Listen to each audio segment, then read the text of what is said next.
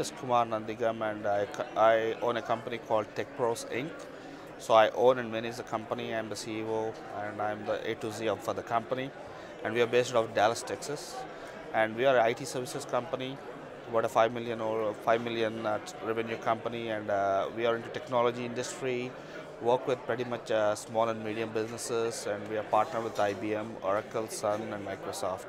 And so we scatter those services which are pricey to the small and medium businesses at the right price for these guys. How many employees? We have about 45 employees right now, and we are growing every year. And this is our third time on the Inc. magazine 5000. Well, great. Congratulations. Thank you.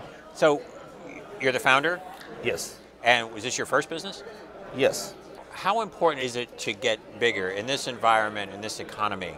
I mean, is it okay to just be in business, or do you want to continuously grow? No, exactly. I think my clients, they're looking for a lot of work, and we have a lot of pending contracts in place, which we signed with a lot of other clients too.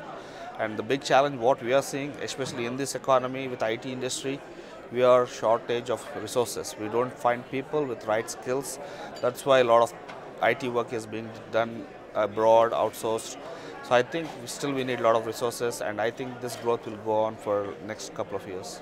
Let's talk a little bit about the business practices that affect an entrepreneur and their startup. And startup capital is always, you get, more than two entrepreneurs together, and they always turn to talking about how they finance things. So what's your story? What was your experience? Yeah, I think initially I was putting a little bit from my pocket. I started a couple of $1,000s, and I started doing the business, and later Chase has come up and helped me a lot, and they got me an SBA loan about almost good, and then a lot of other banks followed them up, and they are now after me to lend money.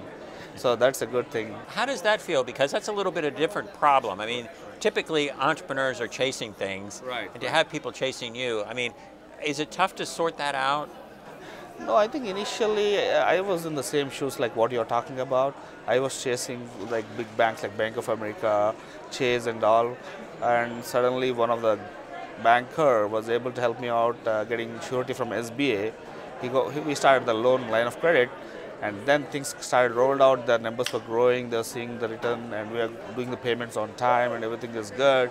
SBA kind of gets a rap sometimes about not supporting entrepreneurs. Can you talk about how you maneuvered that so that you could get some support? Yes, I think SBA is a very good thing. In my initial days when I started the business, they did help me to get my initial startup, especially in the financial, to start up going. And once they gave the support to me, that's why I was able to launch my company successfully for first 2 years, and later on, you saw the story that we are here for the last 3 years, earning 5,000. That itself tells how good we are doing. How much market research did you do? How much did you know about the market? And then spending time to design a product that met that very defined market? Yeah, I think all the big companies, especially the technology companies whom I work with, they're all focused on Fortune 500 or 1000. And nobody goes to a company which is in SMB market, because the SMB people think they can't afford the services, and the technology companies think they don't get big bucks out of these guys. So I thought to focus on the SMB market from day one. My revenue would be companies from 100 million to 500 million who can spend a decent amount of 1 million plus on IT, and who are not good for an big later IBM or Oracle. So I started talking to these people, and I used to do services most like half the price what these big companies charge them. And these guys are after me because I do the same kind of support discount, because I'm partnered with these companies. They throw in the same kind of hardware, software cost. So they are happy with me, and we support them very well. So you were right about that. Yes, I think that the formula is working till today for the last 5 years. What advice do you have for an entrepreneur who has to take an honest look at the market? Because you did that. You looked at the market, you thought about the product, you designed your pricing. If you are an entrepreneur and you have a dream, I would not ask you to stop your dream. You need to go and hit it. But prior to doing that, as I said, I had a past experience of technology for the last 15 years. So I know in and out of what I'm trying to do, and I know what my guys whom I'm going to hire are going to do. So if somebody somewhere is going to break, I can step into their shoes and fix things. And I would also analyze the market, like don't go after the big guys for big money. So you need to go and limit to yourself, okay, so you are fitting in an SMB market or where your clients are, where there's less competition and which can be done for a decent amount of money for these guys. So you go and search your clients, I think it should be good to do. If you were going to speak to one person about your business, any person, who would you talk to, and what would you talk to them about? Yeah, maybe I would like to talk to like Bill Gates, somebody who is an innovator in the software and IT industry, so that I can get more ideas and the innovation what he has done to revolutionize like Windows kind of software. So I would be talking to some person like Bill Gates, who is like a chief architect of Microsoft. To me, one of the amazing things about the Bill Gates of the world and Steve Jobs is that they sort of have reinvented their company.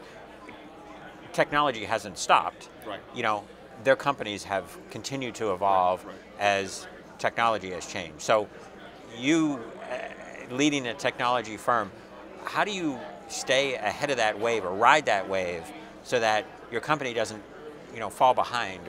Yeah, I think as the technology has been changing every day as we are speaking, so we keep on doing a lot of training and a lot of like sharing of knowledge. As I said, we are partnered with all these big technology companies. Whenever there is a new product out, we send out our people for training, and they partner with these big companies. So they are updated on the skills, and we try to sell the innovative and nice solution to all the companies, and we keep on upgrading the clients with what are the requirements, the best business solutions we can. Kauffman Foundation has talked about the need for more entrepreneurs. We want more people to be entrepreneurs. We want them to be more successful, and we want them to grow and grow faster, grow bigger. One way that we want to see that happen is by bringing more people from all over the world, which is what America is about, and give them the freedom to do what you've done, be an entrepreneur and create jobs. So what do we need to do to get more people, this mix from around the world, to come here, train here, learn here, and then stay here and build their business here? I think encouraging more people to come into this country by giving them more kind of student visas and all, that would help a lot. And also I would like the government to encourage, like as you said, nowadays the SBA market to get SBA loan is really tough. And the small business is the lifeline to this country. They create the number of jobs. And if you recently look at the stats, the entrepreneurs have died by 1 million or 2 million in last 3 years. So because people are going back to work because they could not get some kind of clearance or loan or whatever it is. So if we can put the lifeline going on through loans and getting more people into this country, I would say like the unemployment rate, which is at 9 point something today, will drop to drastically to 5 or 4. So I would think the small business owners are the guys who can create the max number of jobs in this country compared to Fortune 500.